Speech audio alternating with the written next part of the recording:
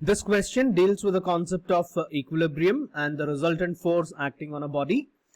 Going by the definition of equilibrium, we pretty well know a body is said to be in equilibrium if at all the net force or the resultant force acting on it is zero.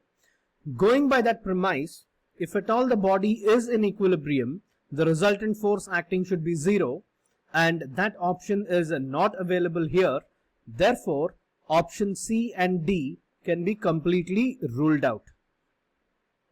If we now look at which amongst option A or B is right, we will have to resolve the given forces into their components.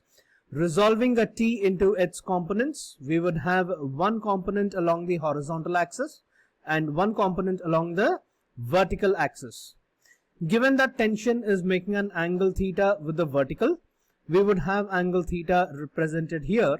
Therefore, this component of tension can be labeled as T cos theta, while the horizontal component can be labeled as T sin theta.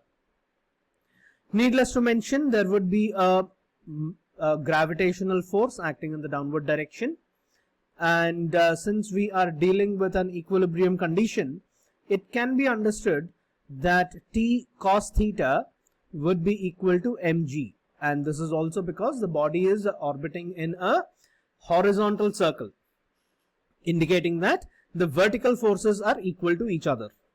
This would now leave us with the net force acting on the body, the net force or the resultant force acting on the body to be equal to T sin theta.